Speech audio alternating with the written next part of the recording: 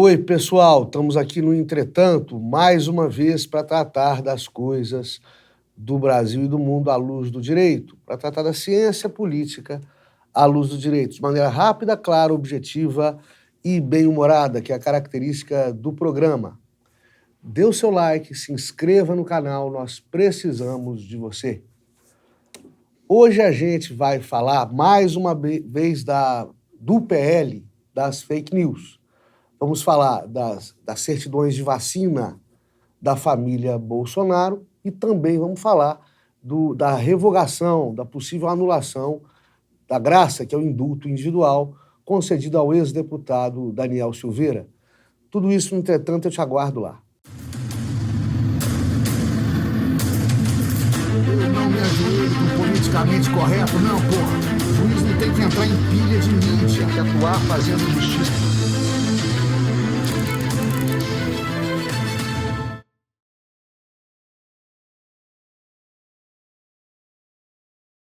Se virar lei, o PL, o projeto de lei das fake news, as plataformas e agências reguladoras é que irão, em primeira mão, decidir o que é fake news, o que é discurso de ódio, o que é fascismo e o que é apologia ao crime. Poderão tirar do ar imediatamente esses conteúdos supostamente agressivos, vão poder notificar os autores e suspender esses autores das redes. É muito poder para burocrata, para neófito das coisas do direito. Até o Google já insinuou isso, essa implausível deficiência do projeto de lei. Os conceitos do que é proibido são por demais subjetivos. A primeira inconsistência, eu já falei aqui, é histórica. O bandido de hoje pode ser o herói de amanhã. Veja, por exemplo, também falei disso, a comitiva que foi com Lula para a China tinha Joesley Batista, da JBF, e tinha Stedley, do MST. Dois que eram bandidos aos olhos da opinião pública há pouco tempo atrás e que estão aí na crista da onda do governo do PT. A outra inconsistência, gente, é conceitual. O que é fascismo? Você consegue definir o que é fascismo? E o que é discurso de ódio? Incitar, por exemplo, a intervenção militar é discurso de ódio. Incitar invasão de terra por MST não é discurso de ódio. É isso aí que acirra a polarização entre os dois lados ideológicos da política brasileira, tornando esse país um perigoso barril de pólvora e dinamite com o pavio aceso. Pedir para nerd, burocrata de rede, definir o que é certo e o que é errado, além de alforriar o poder judiciário, que deveria ser o responsável por isso, é tornar também a esses caras senhores do bem e do mal, o que não cabe em nenhuma democracia. É fato que a gente não pode permanecer sem regulação nas redes sociais e nos aplicativos de mensagem. A internet não pode permanecer sendo terra de ninguém, casa da mãe Joana.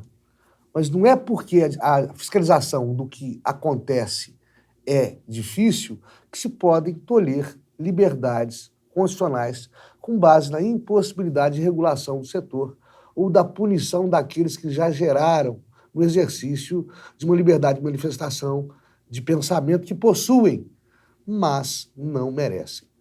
Mais uma vez, nós vamos pagar por um Estado ineficiente, os justos vão pagar pelos pecadores, e esse Estado não coíbe o crime, não processa, não julga, não condena e executa o castigo dos criminosos.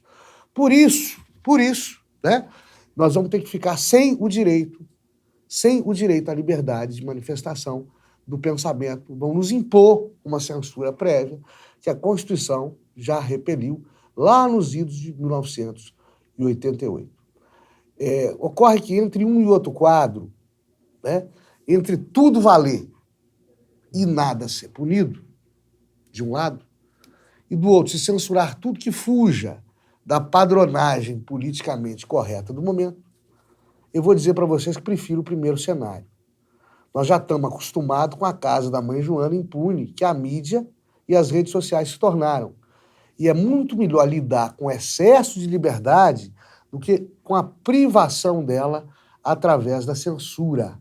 Afinal de contas, eu e muita gente preferimos ser castigados por um crime que cometemos do que sermos impedidos de exercer o livre arbítrio, que é bíblico, cometendo ou não crimes ao exercer esse livre-arbítrio. É mais perigoso ainda, pessoal, quando os órgãos reguladores, quando o poder judiciário se afina só para um lado da política ideológica brasileira.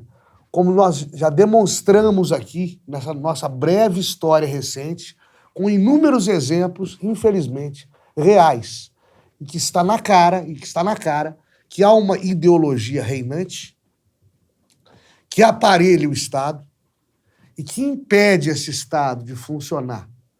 Quando essa ideologia reinante está na oposição, foi apeada do poder, e que uma vez no poder é extremamente vingativa, procede a diversas retaliações através, inclusive, do poder judiciário contra os seus adversários políticos. Para quê?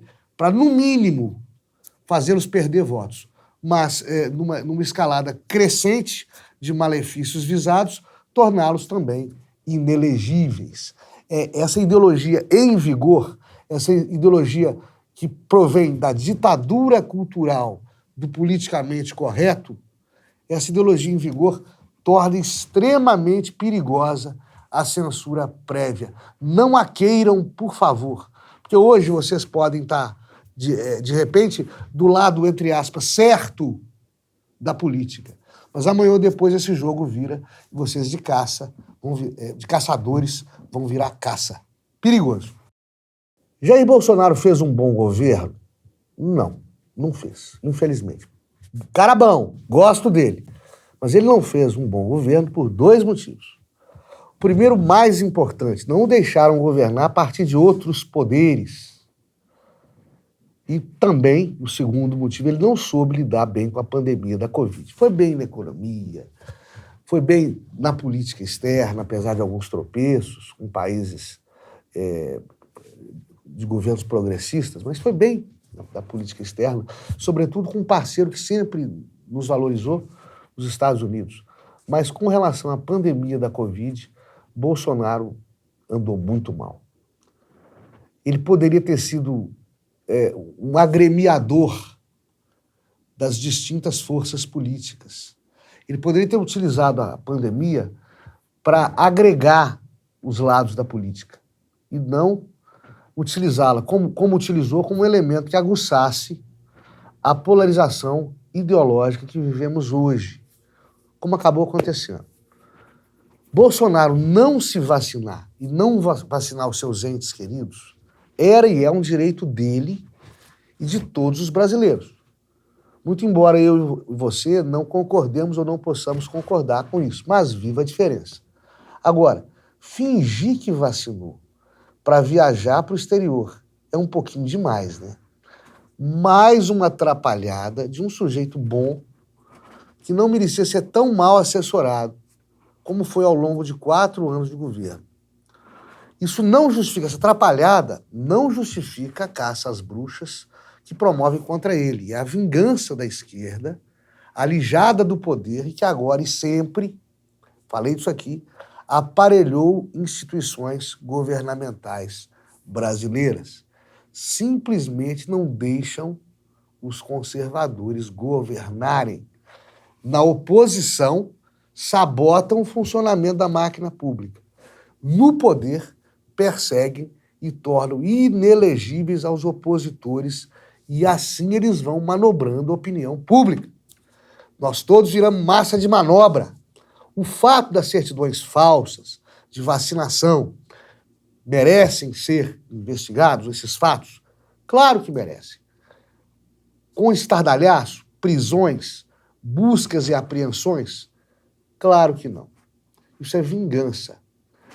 Péssima conselheira, que guia mais um lawfare, mais uma arapuca jurídica brasileira, em um país que de tanto prender ex-presidentes, está virando uma republiqueta de bananas. Quando a gente ingressa na magistratura, a gente tem que abrir mão de um certo protagonismo. A gente não pode ser o primeiro da fila de nada. A gente não pode ser estrela.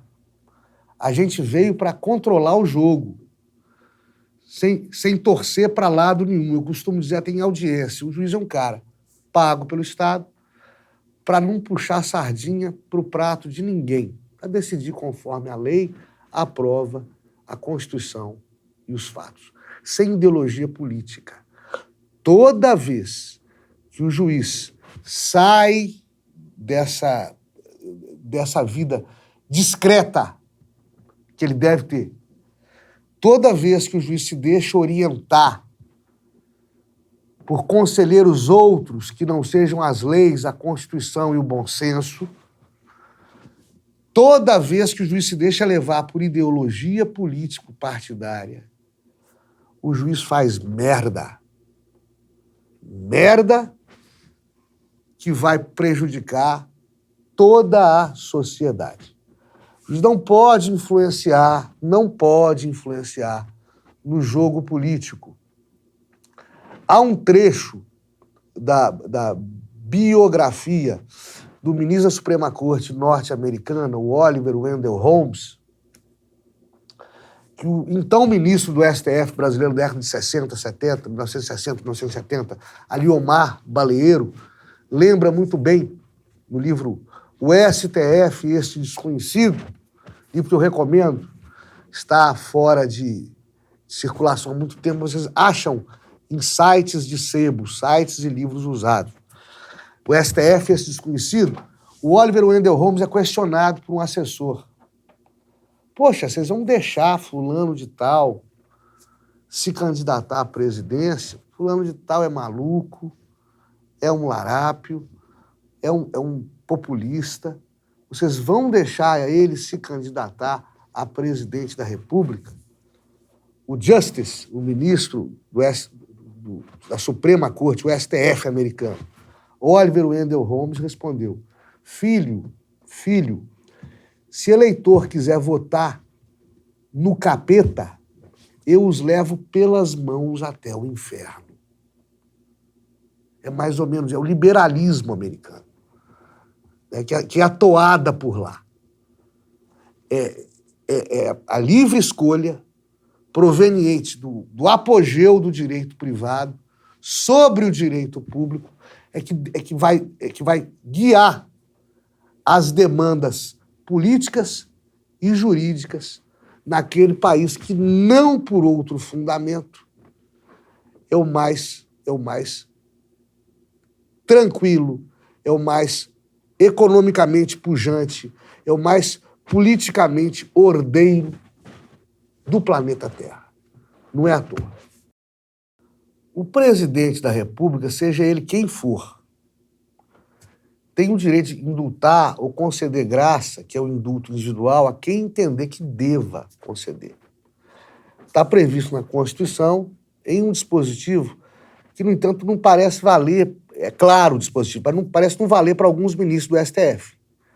E principalmente não valer quando esse dispositivo beneficia a direita conservadora, representada, dentre outros, pelo ex-presidente Jair Bolsonaro.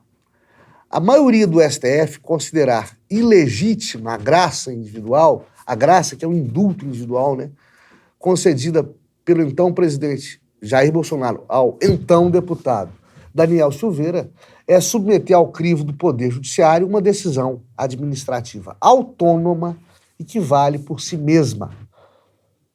É como no caso do fiscal de trânsito. Ele, quando multa, ele não precisa de autorização judicial para multar. A multa dele não vai valer só se o juiz de direito disser que vale. Ela vale e pronto. Esse tipo de intromissão de um poder sobre o outro cria um precedente perigoso, atraindo para os juízes e tribunais não somente a competência legislativa, mas também a governança da República. Gente, esse programa está sendo gravado comigo bastante gripado, mas eu precisava gravar esse programa para não decepcionar os internautas, aos companheiros fiéis, aos assinantes fiéis desse canal. e também porque está sendo gravado e será exibido na semana do Dia das Mães. Eu queria deixar aqui os meus votos de muita, muita felicidade para todas as mamães do Brasil. E lembrar aqui de uma estrofe da jovem poetisa hindu-canadense Rupi Kaur. Ela disse o seguinte: minha mãe sacrificou seus sonhos para que eu sonhasse. Fiquem todos com Deus. Até a próxima. Dê o seu like, clique na sinetinha e inscreva-se no canal.